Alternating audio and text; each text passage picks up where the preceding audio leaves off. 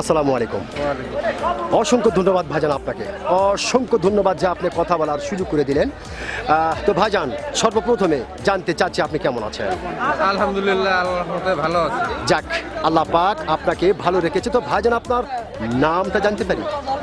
আমার নাম হলো ইমন খান।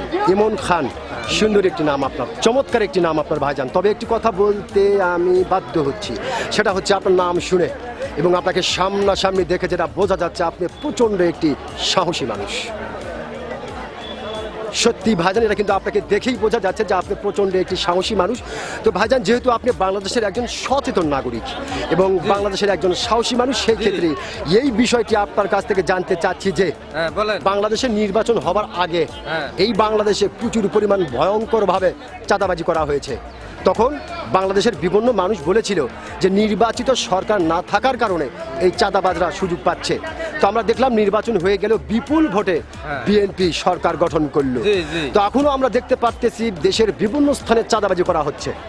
তো তারা বিএনপির ঘাড়ে বসে এই যে চাঁদাবাজি করছে, বিএনপির দুর্নাম করছে, বিএনপি কি পারবে তাদের এই লাগাম টেনে ধরতে? এখন কেবল তো সরকার গঠন হইলো, জি, একটু সময় লাগবে। জি, ওলে আওতায় নিবে গেলে জি একটু সময় লাগবে, জি, তাকে একটু সুযোগ সুবিধা দিতে হবে। জি জি জি, যে কোনো জিনিস আসিয়ে তো বসিয়ে তো ধরতে পারবেন না, তার একটু সুযোগ লাগবে। অবশ্যই ধীরে ধীরে সন্ত্রাস মুক্ত হয়ে যাবে, ধীরে ধীরে দেশকে ভালো করবে। অবশ্যই অত্যন্ত গুরুত্বপূর্ণ একটি বিষয় আপনি আলোচনা করেছেন। আপনি বলেছেন অবশ্যই একটু সময় লাগবে, যেহেতু সরকার নতুন গঠন করলো। অবশ্যই এই সন্ত্রাস বা এই চাঁদাবাজদের নির্মূল করতে একটু সময় লাগবে, আর সেই সময়টুকু বাংলাদেশের মানুষকে দিতে হবে। এটাই তো।